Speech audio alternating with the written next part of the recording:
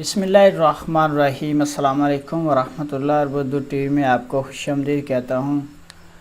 Pakistan civil aviation کی جانب سے ایک اہم اپڈیٹ سامنے آئی ہے، ایک اہم اعلان کیا گیا ہے۔ پوری دنیا سے جو مسافر پاکستان کے لیے سفر کرتے تھے ان پہ یہ پہلے پابندی لاگو تھی، آج اس پابندی کو ختم کر دیا گیا ہے۔ پاکستان سول ایویشن اتھارٹی کی جانب سے یہ اعلان کیا گیا ہے کہ تمام مسافر جو پاکستان کے لیے سفر کرتے تھے ان پہ صحت سے متعلق جو ڈیٹا ہے اس کا فاسٹ ٹریک کے تھرو ان کو بتانا ہوتا تھا۔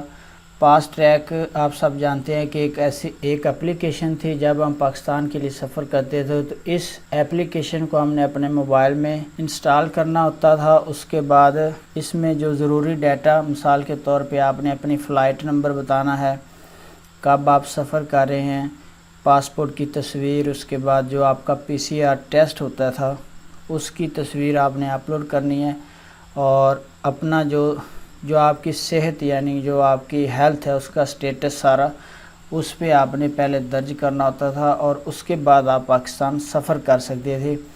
لیکن اس پابندی کو پاکستان سول ایویشن اتھارٹی نے ختم کر دیا ہے۔ اب آپ پاکستان سفر کرنے سے پہلے فاسٹ ٹریک پہ رجسٹریشن ہونا آپ کے لیے ضروری نہیں ہے۔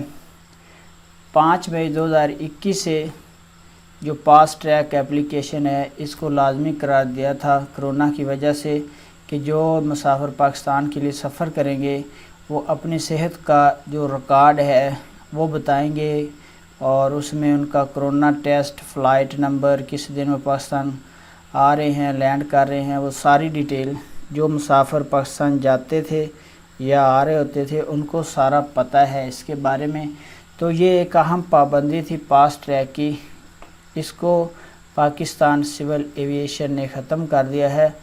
تو یہ اہم اپڈیٹ آپ کے ساتھ شیئر کر رہا تھا۔ ویڈیو دیکھنے کا بہت بہت شکریہ۔ السلام علیکم ورحمۃ اللہ۔